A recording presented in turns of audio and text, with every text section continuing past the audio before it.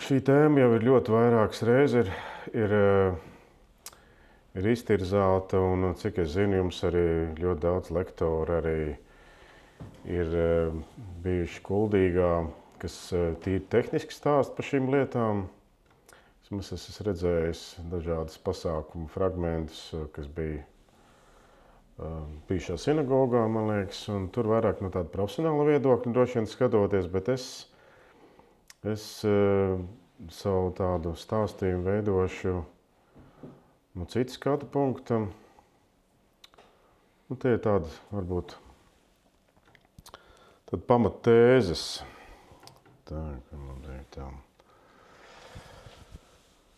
Ko darīt un ko nedarīt, jo bieži vien arī mācot tehnikumā jaunos restaurātoru asistents, mēs vairāk runājam gandrīz to, ko vajadzētu nedarīt. Ja mums tā tēma vairāk saistīta ar pieminiektu aizsardzību, un pieminiektu aizsardzībā ir pats pozitīvākais, ka nevajadzētu kaut ko darīt un restaurēt. Bet mūsu sabiedrībā tieši ir otrādi, jo mēs vairāk it kā restaurējam, ieguldam līdzekļus, jo tas ir labāk.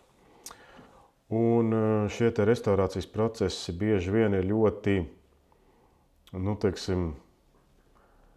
gan slikti ietekmē pašus šos te kultūras pieminekļus. Ko tas nozīmē slikti? Zūd autentiskums, kā pie mums tagad runā. Ja latviski runājot īstums, jo autentiskums ir tas pats īstums. Un otra lieta, mēs pasliktinām savus sadzīves apstākļus.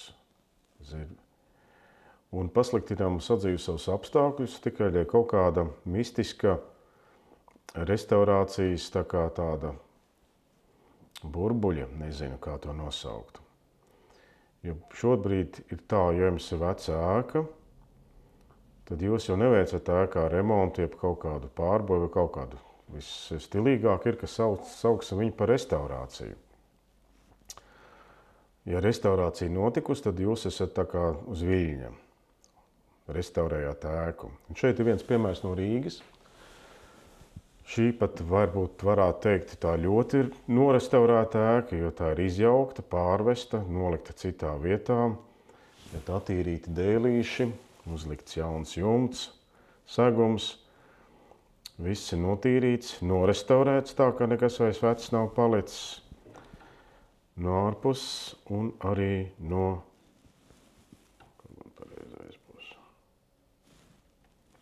iekšpuses. Un līdz ar būtībā ir šie slāņi, kas kādreiz darbojās kā siltumizolācijas slāņi, ārēja apdare, iespējams, tur bija arī vēja barjeri, kas kādreiz bija, ko izmantoja jumta papi. Iekšpusē bija apmetums, varbūt pat vairāk slāņu apmetumu. Līdz ar to mēs to visu noņemam zem kaut kāda restaurācijas karoga. Atsedzam šādas te koku konstrukcijas, kuras nekad nav bijušas šādas te atsektas plikas koku konstrukcijas. Un to mēs pasniedzam kā tādu uzvaru. Es biju šajā ēkā ziemā, un tur bija ļoti augsti. Un iedomājieties, ka jūs kaut ko sataisat, un jums tie dzīves apstākļi pasliktinās, nevis uzlabojās. Bet vajadzētu tā kā būt otrādi, jo mēs taču esam ieguldījuši līdzekļus, mēs esam restaurējuši kaut ko un iegūši daudz sliktākus dzīves apstākļus. Un tā ir bieži vien ļoti liela problēma, ka arhitekti, viņiem ir kaut kāds tāds mistisks pašmērķis, kaut ko tādu izdarīt, un tad nerēķinoties ar pārējiem.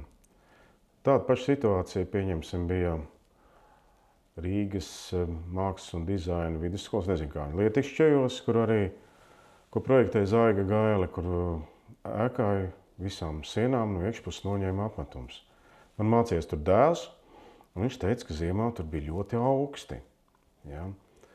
Tikai dēļ kaut kādas tādas mistiskas, turpat arī Zaiga Gaile pat uzskatīja, ka tā nav restaurācija. Šādas te pieejas mēs pasliktinām šo te ēku un arī to cilvēku, kas viņos uzturās, šos te apstākļus. Nu, man te piekodināja Kuldīgu nepieminēt, bet es tā kā pieminēšu Kuldīgu, jo mēs atrodamies Kuldīgā. Un Kuldīgā par laimi nenotiek šādas lietas. Liepājā, pieņemsim, notiek, kur vēsturiskās koku ēkas, kuras ir kaut kad apmestas, vai nu sākotnēji, vai vēlāk apmestas, viņām šis te apmetums tiek ņemts nost, lai tieši, lai tā kā parādītu šo te koksni. Un šādā veidā, bet būtībā mēs pasliktinam šos te sadzīves apstākļus šajā ēkā, jo ārējais apmetums ir savā ziņā siltumizolācijas slānis. Ir siltumizolācijas slānis no ārpuses, siltumizolācijas slānis no iekšpuses, un šādā veidā mūsu senči, labi, varbūt tev dzīvoja vairāk vācieši, varbūt kāds te ir ar vāciskām asinīm, dzīvoja šādās te mājās, un viņi centās, lai šīs te mājas būtu cik vien iespējams ērtas dzīvošanai. Un tas parasti notiek nezināšanas dēļ.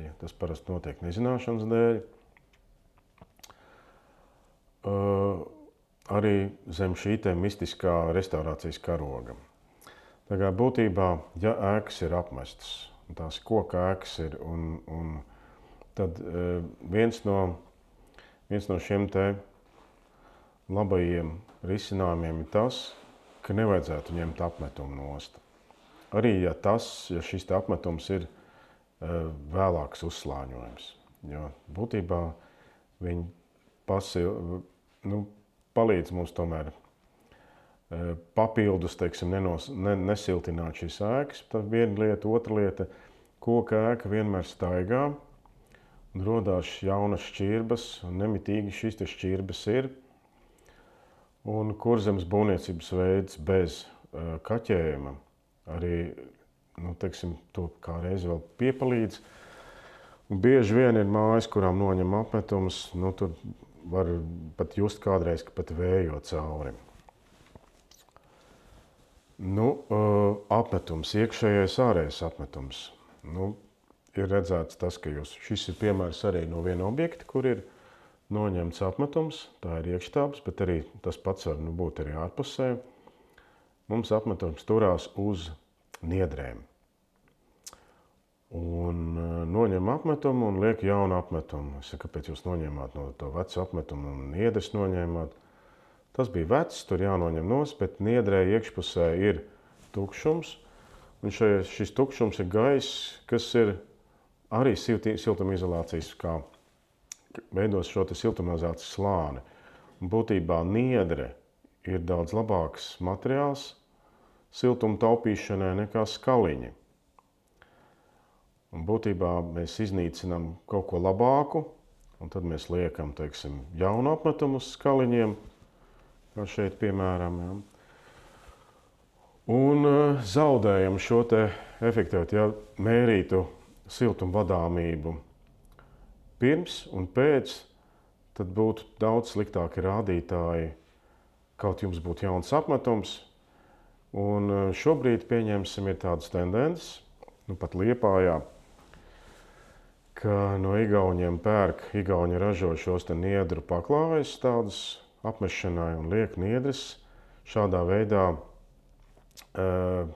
atjaunojot šos te niedru segumus, kur liek pēc tam apmetumu. Vienkāršāk, protams, ir izgatavot šādus te koku režģus, uznaglot, uzmest jaunu apmetumu, bet tas ir sliktāks risinājums, energo neefektīvāks risinājums nekā šis te niedru slānis, un vienmēr jāizvērtē, vai vajag to darīt, un ja mēs tomēr ir kaut kāda iemesla darīt, tad pārdomāt kārtīgi. Ir, protams, situācijas, kad nav nekādas iespējas uzlabot šo te siltumu vadāmību, nevadāmību. Šī māja nav uzstādījums, tas nav Brīvdabas muzejs, tas ir valsts nozīmes kultūras piemineklis, bet tur cilvēki dzīvo, daļēji dzīvo. Izskatās pēc muzeja, vai ne? Māja tāda šausmīgi pavecs, tāda mežā iebūvēta, un Līdz ar to tā ir guļbūve, kas ir neapmesta, neapdarināta no ārpuses un no iekšpuses. Vienīgais veids, kā mēs varam šīs šķirbas aizdarināt, tur arī var redzēt, šķirbas tiek aizdarinātas ar kaļķi vai māla apmetumu. Šis veids ir ļoti sens. Pamatā tiek iebāztas šķirbās pakulas un virskārta tiek aizdarināta ar mālu vai kaļķi. Bet atkal ir šī problēma. Šeit tāpat to nevar atrisināt, jo koks žūst un saraujās, izplešās. Māls un kaļķis to nedara, un līdz ar to regulāri jāatjauno šīs šķirbas. Tās birst, un mūsdienu cilvēkam varētu būt tas samērā neērti. Tad ir tāda lieta, kā fasādes. Fasādes arī mums ir apšūtas ar dēļiem dažādos laikos, vai ņemt vai neņemt. Bet šeit ir cita situācija. Tā ir aizpute, kurzeme un pildredža ēka, pildredža konstrukcija, kas būtībā ir ļoti neefektīva mūsu klimatiskiem apstākļiem. Un jau sākotnēji šī pildredža ēka, te var redzēt, ir apšūta ar vertikāli liktiem, trinītī liktiem dēļiem. Īpašnieki nezina kādu iemeslu pēc, tos dēļus noplēs, principā sabojāja to visu, ieraudzīja šo pildredža fasādi, un šobrīd tā ir kā pildredža ēka, bet viņa nekad tāda, tā fasāde ir fachwerks, tā kā vāciskais, kur ir koks un balti laukumi. Un lai normāli varētu dzīvot, būtībā jāsiltina šī celta no iekšpuses. Jāsiltina, atkal jāiegulda līdzekļi, lai nebūtu ļoti augsti mājām. Kas notiek siltinot no iekšpuses? Mēs zaudējam dzīvojamo platību, jo šeit ir apmēram 17, 16, 17 cm bieza siena, tad mums tur ir pamatīgs siltumizolācijas slānis jāieliek no iekšpuses. Ja mums būtu šis dēļa apšūms, protams, arī jāsiltina, bet tas slānis nebūtu vajadzīgs tik ļoti biezs. Tā kā tas ir tāds savā ziņā sev izdarīts lāča pakalpojums. Un aizputē ir samērā daudz tādas ēkas. Kuldīgā es tā īsti laikam nezinu, kur kaut kas tam līdzīgs būtu. Bet ir tādi piemēri atrodami arī visur Latvijā, ieskaitot arī Vidzemi. Stātņu būvs, jeb arī guļbūvs, parasti šīs šķirbas starp baļķiem tiek aizdarinātas ar pakulām.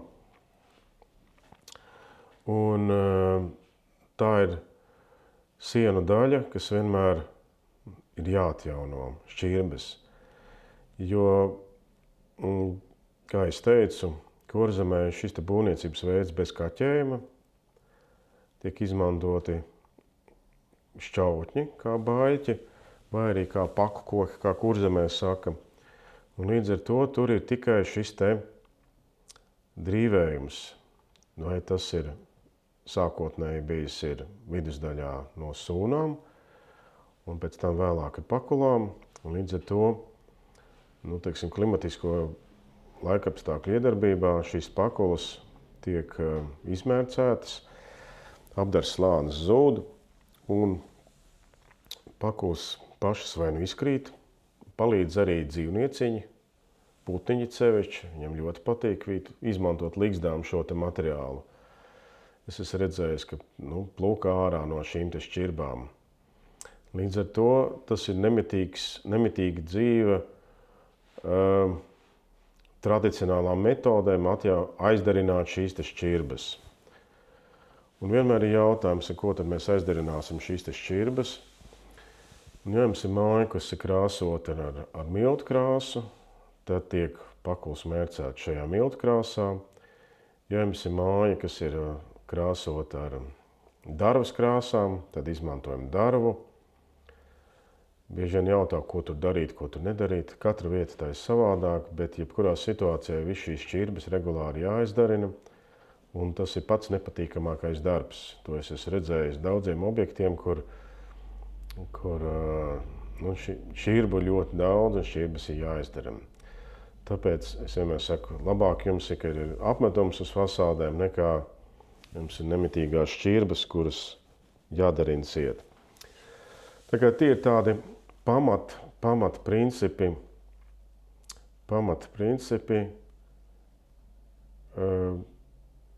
neizdarīt kaut ko sliktu mājai, bet tradicionāli, kā tas bija, teiksim, darināt šīs šķirbas. Ar mūru mājām es daudz nepieskaršos, bet ja mūru mājai parādīsies plaisas, tas nozīmē, ka ir kaut kādas deformācijas bijušas, un šīs plaisas ir iemesls arī šim te siltuma zudumiem. Ja siena ir saplaisājusi, tad tur vienmēr augstais gaiss atradīs savu ceļu un tiek, teiksim, var daudz kur redzēt, ka ir saplaisājusi māja un šķirbas no ārpuses netiek aizdarinātas.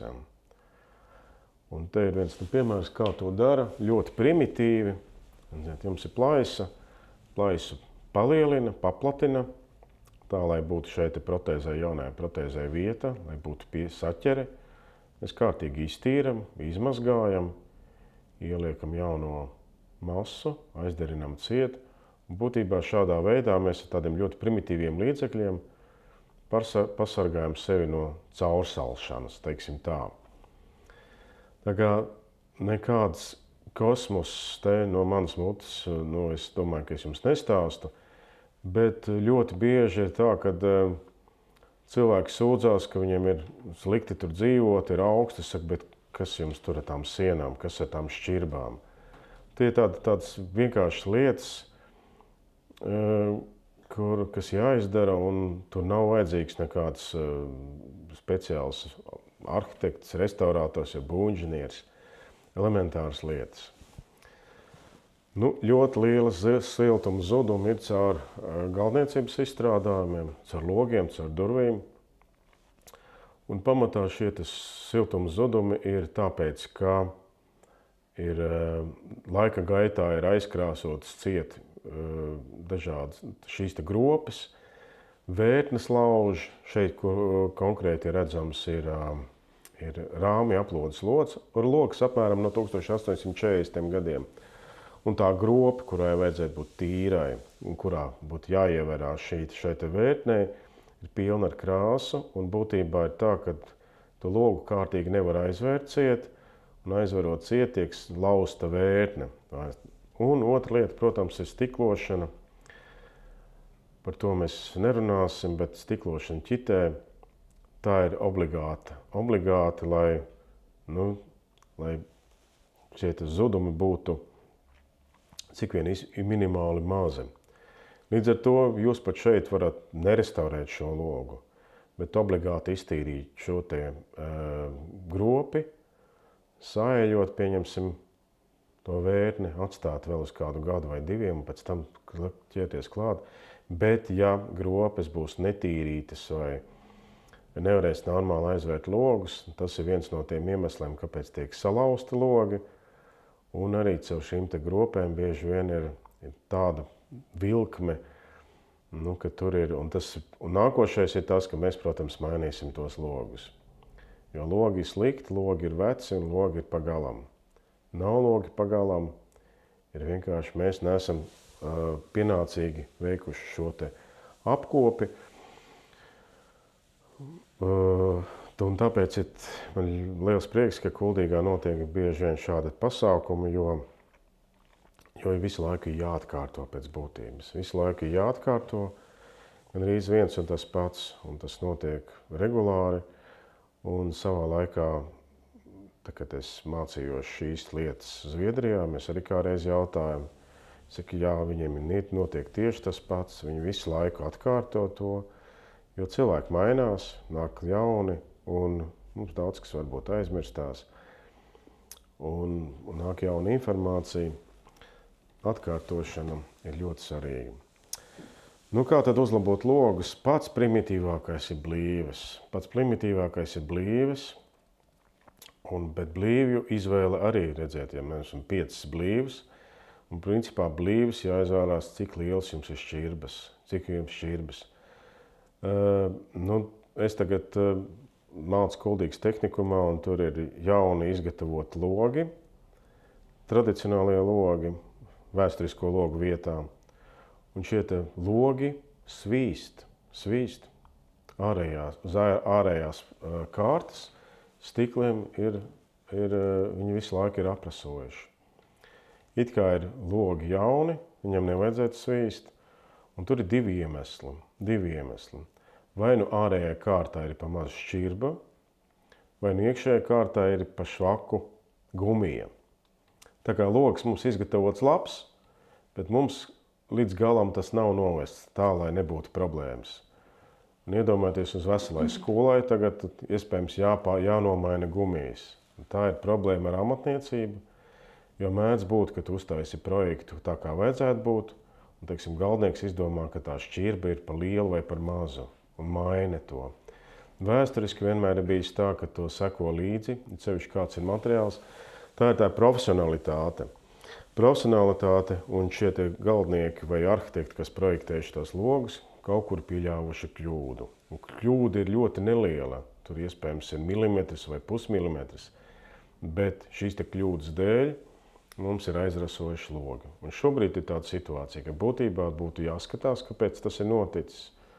Un jāmaina iespējams blīves visiem logiem iekšējās blīves. Un tas ir tāds pamatīgs darbs. Tā kā blīvju izvēle es rekomendēju tomēr konsultēties ar speciālistiem, tie, kas nodarbojas ar šīm lietām, ar restauratoriem, kuriem ir bijuši šī pieredze blīvēs. Un iekšējai blīvei jābūt ļoti labai. Ļoti, tā, lai siltais gaiss no telpas neiekļūtu šajā starptelpā starp ārējo un iekšējo kārtu. Ja siltais gaiss iekļūst, tad mums rodās kondensāts uz loga. Jums šāda problēma nav. Bet uz Kuldīgas tehnikumu ir vērts aiziet, tur vēsiet redzēt šīs problēmas. It kā sīkumi, bet visa dzīve mums šajā jomā sastāv no sīkumiem. Un tie sīkumi bieži vien ir kaitinoši un ir ļoti slikti, tiek sataisīts kaut kas un nesataisīt līdz galam, un tas ir jāpārtais. Te ir piemērs vēdlodziņam arī gumijas liek, mēdz būt arī nelikt. Tas viss ir atkarīgs, kādas jums ir šķirbas šiem logiem. Ir bijuši vēsturiskie logi, kuriem ir milzīgas šķirbas līdz pat 5 mm. Tur ir vairākas gumijas jāliek iekšā. Pieņemsim, Rīgas Jūgenstila muzejam ir milzīgas šķirbas logos. Ja, tur pat pēc tādas labas restaurātora prakses būtu jāliek klāt koksne, ja, bet tur tiek izlīdzās ar gumijām. Tur nav tādas vienas noteiktas formulas. Būtībā ir tā jēdzīgākā lieta ir pieaicināt speciālistu, kas pārzina šīs lietas.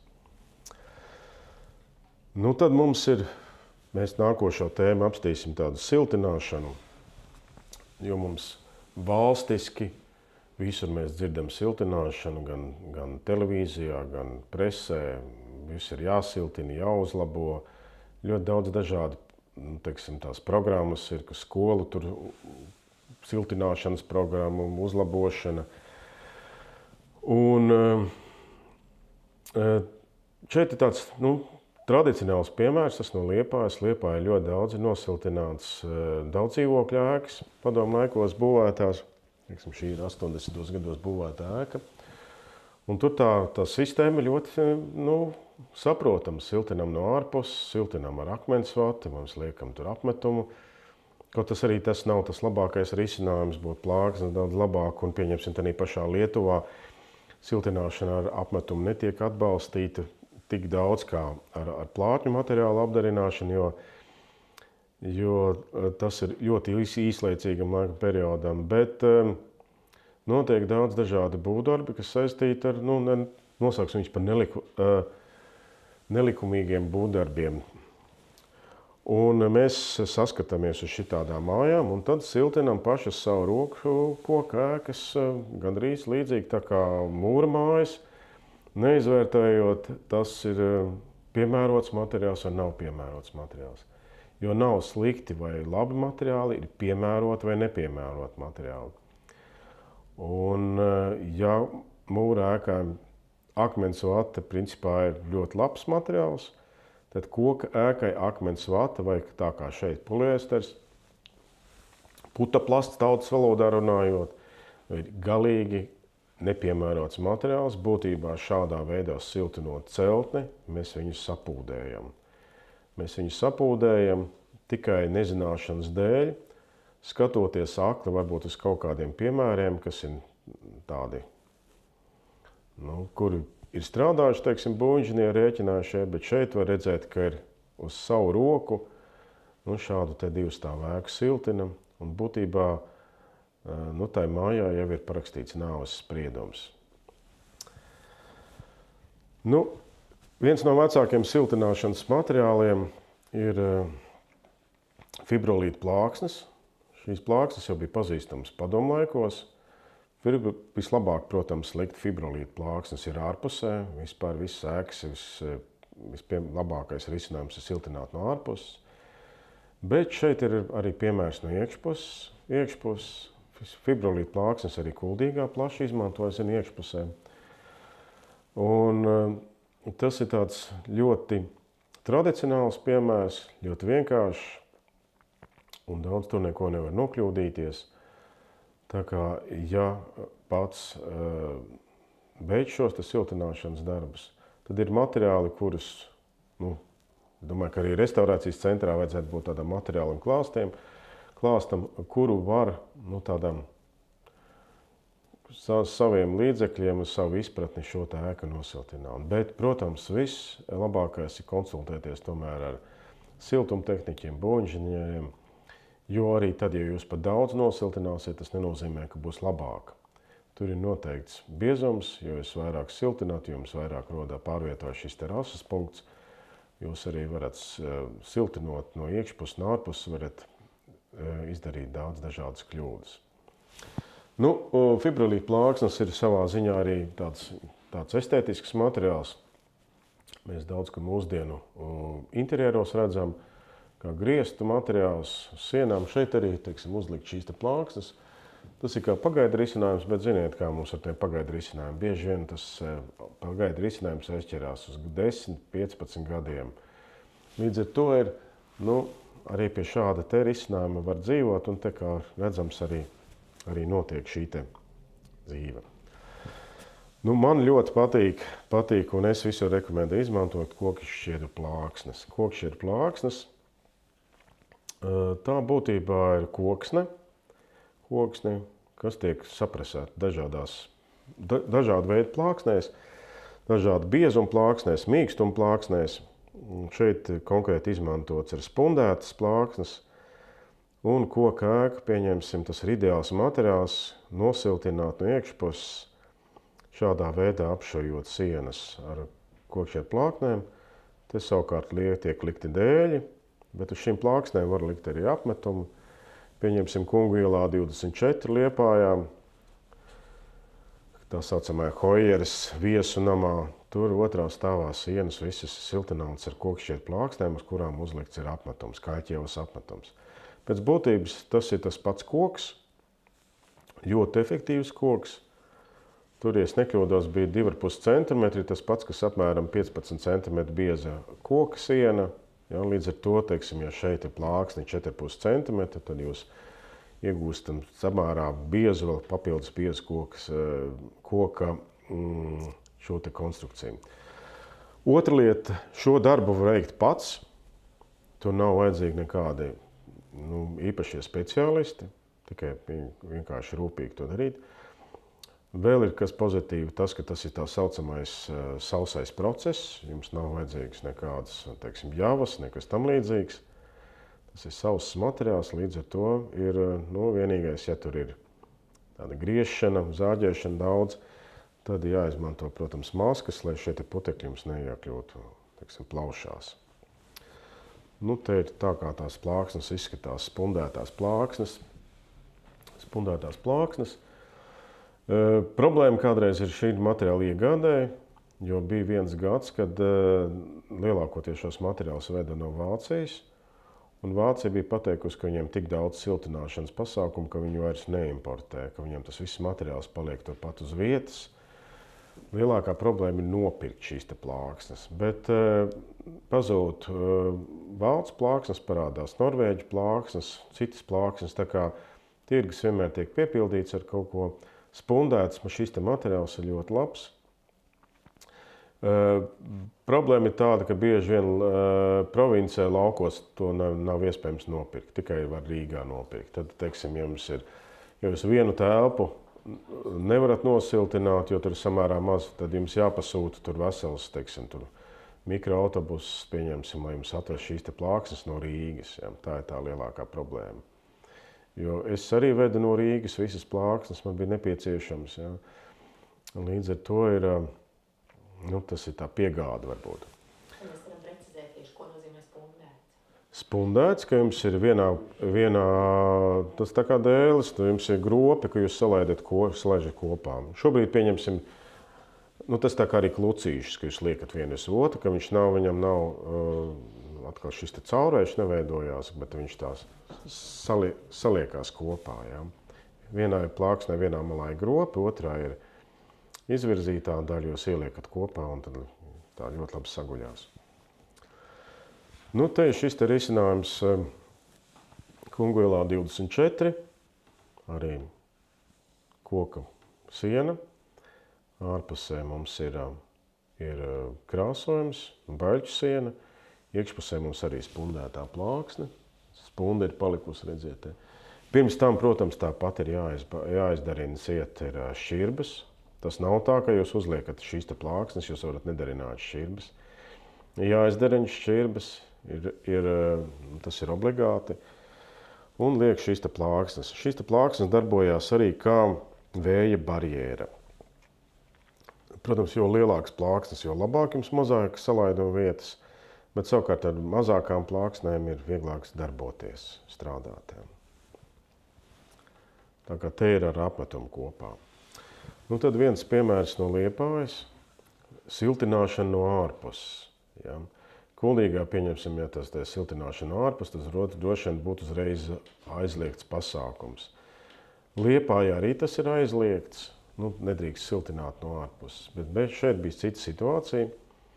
Te bija tā, ka pirmā stāvā mājai bija pilnīgi praktiski gandrīz zudus siena konstrukcija, un otrkārt ir tas, ka tā ēka ir pārbūvēta 20. gadsimta sākuma, un kopš 20. gadsimta sākuma fasādes nebija krāsotas, un līdz ar to tie dēļi bija tā sadēdējuši, ka viņi praktiski bira kopā. Un viņi vairs nepildīja savu funkciju, šo te apdari, un nebija iespējams arī izmantot.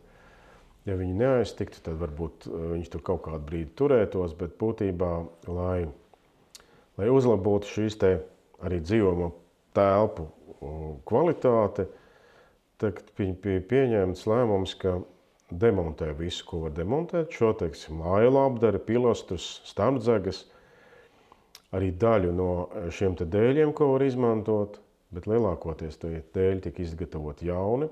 Un tā kā tā visa fasāde, šī plakne tika demontēta, tad uz koka virsmas, tā ir pilnkoka māja, stātņu būva guļšķautņu aizpildījumi, tika liktas plānā šīs koka šķiedu plāksnes, kā vēja barjēra, un atlikts atpakaļ gan šis apšūms, gan dekori, to, ko var izmantot, to, ko nē, tad izgatavoja jaunu. Jā, redziet, te ir situācija tāda, kāda parasti ir, ārpus kuldīgas, plastikāti logi, briesmīgi nodzīvotas mājas. Šādu situāciju mēs varam redzēt gan Rīgā, gan Liepājā, gan Talsos. Bet mainamies mēs arī redzēt, te ir plastikāti logi tiek nomainīti, savest kārtībā šīs te fasādes. Tā kā ne tikai Kuldīgā notiek labas lietas, notiek arī Liepājā. Tikai, diemžēl, varbūt ne tik daudz, cik gribētos tas notiek. Tā kā te var redzēt to darba kvalitāti. Nav ideāli, bet es domāju, ka ļoti labi.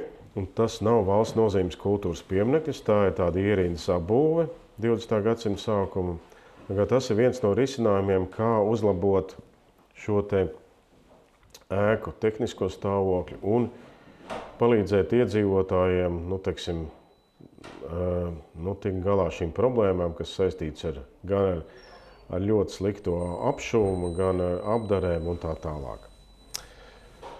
Kādi tad vēl ir alternatīvie materiāli? Es parasti vienmēr skatos arī, ko dara citur.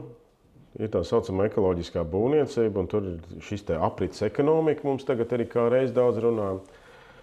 Un nevest projām atkritumus uz pārstrādi, bet izmantot viņus arī būvniecībai. Un viens no tādiem ļoti labiem materiāliem ir gofrētais kartons. To es pats esmu izmantojis ļoti daudz. Starp citu, arī no Kuldīgas es esmu vedis. Pieņemsim, tehnikumā bija nopirktas lielās interaktīvās tāfeles, un tur bija ļoti labs iepakojums, kā reiz šis te gofrētais kartons. Es vedu no Kuldīgas uz Dienvidkurzemes novadu šo te kartonu. Tā kā, ja ir lielie iepakojumi, lielie kartoni, šādus kartonus saliekot vairākos slāņos, var izmantot kā siltumizolācijas materiālu. Kartonu var izmantot arī pārsegumiem. Jums ir siju griezti, pieņemsim, un jūs esat ieplānojuši arī siltināt pārsegumus, tad uz šiem te siju grieztiem var liekt šo te kartonu, salīmēt šuves, pēc tam bērt, teiksim, ekovati. Nepirkt papīra vai kādas citas materiālus, plēves, teiksim, bet izmantot tieši kā reiz to šādu kartonu. Protams, tas ir vienmēr tāds jautājums, kur iegūt var, protams, pie lielveikaliem šādas te, pie skolām skatīties vienmēr. Tas nav tā, ka jūs reiz aiziesiet, jums būs tie ideālie gofrētie šie te kartoni. Bet, ja tas nav nepieciešams rītā tulīt, tad šo procesu var arī veikt. Un vienīgais ir tā, ka vienmēr, man bērni parasti ir tā, ka viņiem tā kā nērti kautrējās, ka vecāki iet tur uz tiem konteineriem un skatās, kādi tur kartoni. Bet tā kā man vairs nav 16, nav vairs 18, man šis te ir jau tā kā zudis, tad es nekautrējos. Un ja tas ir jēdzīgi izmantojums, tad labāk šis kartons aiziet šādā te ēku uzlabošanā, nekā pārstrādē, teiksim, uz Ķīnu. Jo šito viso kartonu ved uz Ķīnu. Vēl viens no materiāliem, ko mēs arī izmantojam savas restaurācijas procesā, tas ir tukšās pudeles. Droši vien esat redzējuši dažādas bildes vai video, kur no tukšām pudelēm būvē mājas. Un tukšās pudeles ir ļoti labs siltumizolācijas materiāls, arī noskatījos no vāciešiem. Šīs te tukšās pudeles aizdarina ar korķiem, obligāti jābūt korķiem. Un kā siltumizolācijas materiāls ļoti labi kalpo zem grīdas. Jums nav jāber tur, teiksim, speciālais stikls ar gaisu vai keramzīts, jūs varat aizpildīt ar pudelēm. Mūsu tas stāsts bija tāds, ka mēs krājām ilgstoši šīs pudeles, mēs izziņojām visiem radiem, lai viņi nedod projām pudeles. Radiem un draugiem, un tad regulāri apbraukājot ragus draugus, mēs savācām šīs pudeles, un mums tā kā drusku vēl pietrūka, bet tāpat, teiksim, tas bija ļoti daudz, un tas tāds process bija ļoti interesants. Tā kā tie ir tādi materiāli, kurus, mums jebkurā situācijā, tādam izglītotam, pieklājīgam cilvēkam tās stikla pudeles tāpat jānes nodot. Teiksim, stiklā, tā kā šeit ir liela daļa no tām, kas nav depozīta pudeles, tad, vai pārstrāda, vai iestrādāt atkal to zem grīdām, tam ir, kāpēc gan to nedarīt. Salikt, mums ir slāņos vertikāli saliktas, vertikāli saliktas pudeles, jā. Un tas arī varētu būt interesanti nākotnes iedzīvotājiem, tīs mājas, iedomājieties, jūs noņemat grīdu, un jums ir depozīts ar pudelēm liels, un jūs skatāties, jūs varat iegūt tur etiķetes. Jā, mēs izsmēlām ārā organiku zeme, melnzeme. Mums ir 3 slāņos tādas ir telpās pa pudeles, 3 stāvos salikts. Pudelis, jā, tāds, jā, tas ir daudz ļoti. Pudelis, tad ir slānis ar plēvus. Plēvus ir aizbērts cietas ar keramizītu, un tad nākošais slānis, un tādā veidā pašais augšējais slānis arī ir nobērts ar keramizītu. Līdz ar to mēs būtībā nosiltinam šo te grīdas apakšu. Mums nevajag, mēs nepērkam, citādi mums būtu jādara, jāpērk. Tas viss būtu jāpērk, kas mums tur jāber iekšā. Vai tas ir keramizīts grāns, vai mums ir jābetonē, vai jāliek putekplasts. Ja man nepatīk ļoti putekplasts, man labāk patīk tad tukšas pudeles nekā putekplasts, ko tagad liek zem grīdām. Tas būtu arī tāds īsts pārskats par šo tēmu. Tā kā man bija paredzēts 30 minūtes, bet man ir 42 minūtes, tad tas ir tāds pārskrējiens par šo tēmu. Šī tēma ir ļoti plaša. Varētu katru no tām daļām analizēt atsevišķi, bet tas ir vispārējais tāds ieskats. Ir jautājumi? Man ir jautājums par tām gumijām, un alternatīva varētu būt tās virves. Ja? Tātad, ka tajās logu ailās iestrādā. Kādēļ tā, ka tuniņas neminēja? Tāpēc, ka tas ir komplicēti? Nē, gumijas to var nomainīt arī. Ar ko labāks virves vai gumijas?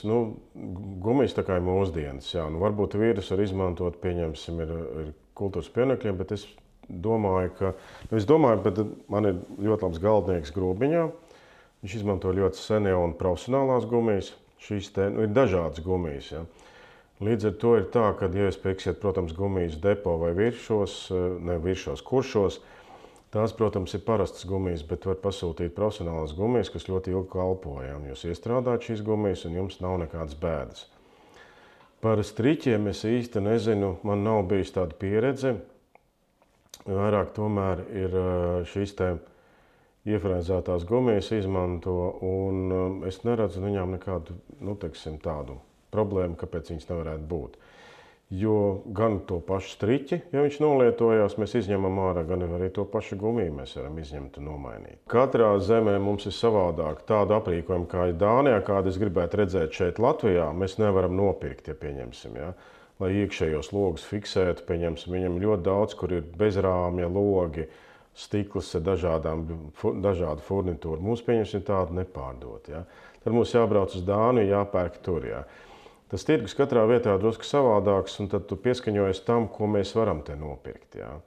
Protams, ir kaut kādas lietas, kuras var atvest vai pasūtīt kaut kādā veidā. Bet šajā situācijā es domāju, ka tur nav konkrēti kaut kāds viens labāks vai sliktāks. Jā. Ir gan tā var lietot, gan tā. Es esmu redzējis tos pašus somas un zviedrus, kas ar gumijām lieto, un gan tiem striķiem. Jā. Mums vienkārši šīs te gumijas ir pieejamākas, vieglāk pieejamāks. Jā, es gribēju par pirmā stāva grīdu jautāt. Jums tieši aiz muguras ir tāds, tā kā tām kārtām paraugs, piemērs, un tur jau ir smilts. Kā būtu vislabāk mūsdienās? Nav vislabāk vai nelabāk. Katrā vietā tas ir piemērotāk. Pieņemsim, Liepājā vēsturiski bija tā, ka lika apakšā smiltis, jūras smiltis, viņas izkarsēja tā, ka tur nav mitrums. Iebēra smiltis un uzlika virsū grīdu. Ja jūs normāli eksploatējat šo te māju, tad tur nekādas problēmas nav. Pieņemsim, Liepājas Trīsvienības katedrālē no 1750. gadiem stāv grīda. Pēc šādiem principiem nekas slikts tur nenotiek. Ja jums ir dažādi gruntsūdeņas līmeņi, tad ir cits risinājums. Katrā vietā ir savādāk, bet jautājums, vai jūs gribat silto grīdu vai tradicionālo grīdu. Ja? Ko nozīmē siltā tradicionālā? Ja jums ir tradicionālā grīdas segums uz šīs smiltīm, jums neveidojas šķirbas. Jums uzliek, viņš nav šo te šķirbu. Ja jums ir mūsdienu grīdas, tad vienmēr ir šķirbas. Ir vasarā šķirbu nav, tad ir ziemā jūs ieslēdzat apkuri, jums parādās šķirbas. Pie šīs tradicionālas uz smiltīm liekamās, tur nekas nemainās praktiski. Jo smilts ir tās, kas akumulē un ļauj to, teiksim, viņas ir kā tāds matracs vai nezinu kas, ka viņš, tu nenotiek tās svārstības likt lielas, jā. Bet grīdas izveidas princips, tas ir jāskatās konkrētās mājas, konkrētām iespējām un konkrētām tādu, kādu jūs gribat redzēt tās grīdas. Jā. Vai tās ir siltas, vai tās ir, te patieņasim, Kaļķielā ir tradicionālās grīdas bez šķirbām un nekāda problēma nav, bet viņas nav ļoti siltas. Jā. Bet tur nekad nav šķirbas. Jā. Bet jūs gribat siltas grīdas, tad jums ir uzreiz automātiski ir šķirbas. Jā. Jo to nav iespējams panākt šādā formātā. Jā. Jo nav ideālais, katrā vietā var būt savādāk tā lieta. Jā.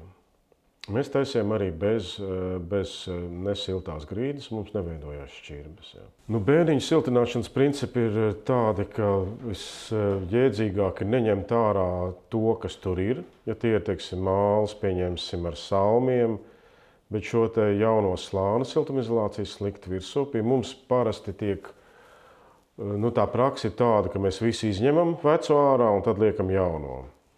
Bet, ja tie ir koku pārsegumi, tad mēs arī atslogojam šos te pārsegumus, viņi paliek pārāk viegli un sāk čīkstēt. Jā, teiksim, ja viņi par vieglu ir. Tā ir viena lieta. Otra lieta ir tas, ka, liek bieži vien šo te akmensvati, ekovati, un šis te materiāls ir samērā porains. Un nedod Dievs ugunsgrēks, pieņemsim, un ir bijuši piemēri tur, kur ir šis te biezais mālslānis, tur pārsegumi tiek ugunsgrēka brīdī netiek sabojāti ļoti būtiski, bet tur, kur tiek ielikta vate, tad uguns atrod šīs te šķirbas un ir ātrāk, teiksim, tiek sabojāti pārsegumi, principā pat arī varētu teikt pat bīstami. Tā ir viena lieta. Siltināt, protams, jā, vajag, bet tas ir arī katrā vietā jābūt pārdomātam.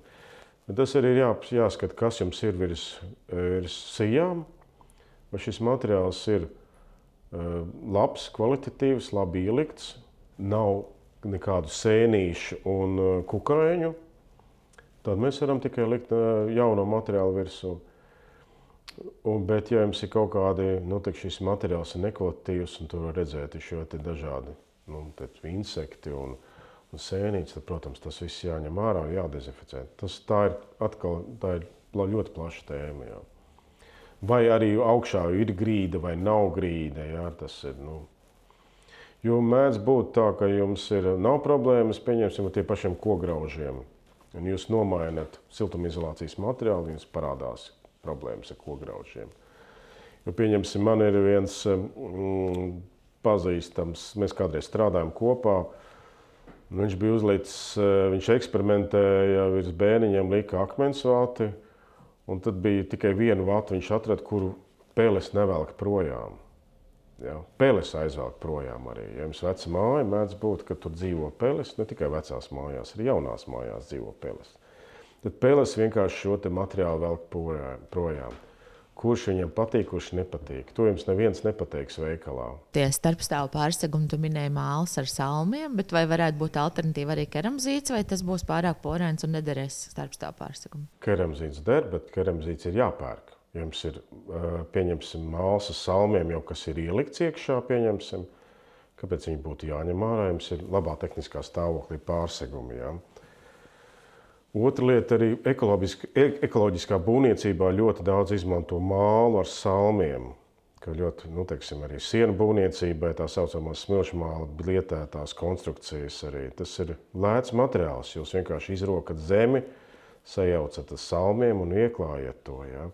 Un šis materiāls ir blīvs, jo pārsegumiem vajag arī kaut ko blīvu. Nevar būt tikai porains, jo, visi šie mūsdienu siltumizolācijas materiāli ļoti poraini. Tur iekšā daudz gaisa, un tāpēc, pieņemsim, rekomendē bēniņos iebērt, 40 cm eko ati, ja, pieņemsim. tur praktiski nav iespējams staigāt, tur jums ir vienkārši iebērta vata. Ja? Tur tas ir jābalansē. Un vēl, ja jums ir vecais materiāls, tad, ja jūs ņemat ārā, tie uzreiz ir būgruži.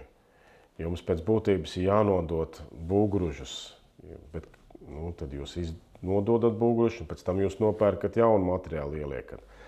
Keramzīts nav slikts materiāls, tā ir būvkeramika, bet keramzīts ir jāpērk. Jā. Salmus joprojām var dabūt pa velti, un mālu arī var dabūt relatīvi lielām naudiņām. Kā vēl ar grauzējumu, teiksim, ja pako ar gofrēto kartonu? Es liku 1-2 kārtas. Ja, tad tu grauzēs nekur cauri netiek. Ja. Protams, ja tur liek daudz kārtas, ja kaut kā pakot, tad varētu būt kaut kādas problēmas. Ja. Bet mums pagaidām nav nekādas problēmas. Tā kā es nezinu. Bet grauzē vienmēr būs. Es atceros, dzīvoju Rīgā, mums pa 4 stāvu daudzdzīvokļu mājā un pēlisti kāpa augšā pa kāpnēm uz dzīvokļiem. Tā kā viņas ir ļoti liels gudrnieces. Kaķi vajag. Kaķi. Un varbūt vairākas pat kaķus. Tad gan nebūs grauzē. Un savulaik populārais siltināšanas materiāls vienkāršais avīzes, tas izzūd, jo avīzes vairs neviens neabonē, un avīžu vairs nav. Avīzēs ir, avīzes izmanto starp citu ekovati, kas tiek ražota, man liekas, Daugavpilī, ir kā reiz no makulatūras. 2 veidi ekovati, viena no celulozes, viena no preses. Bet labāki, protams, ir tā, kas ir no celulozes. Jo presē tomēr ir šī krāsa, ja? Bet jautājums, kurā vietā jūs liekat šo te. Ja jums ir bērniņos, jūs uzberat ekovati, kurai ir šī tipogrāfijas krāsa, tas varbūt nav tik briesmīgi. Ja jūs siltināt sienas ar ekovati, kas ir, teiksim, ar tipogrāfijas krāsu, tas varētu problēmas būt cilvēkiem, kuri ir jūtīgāki, alerģiski jūtīgāki. Ja? Tā kā tur vienmēr tas ir jāizvērtē. Jebkura šīs mūsdienu krāsas, tās ir pēc būtības ir toksiskas.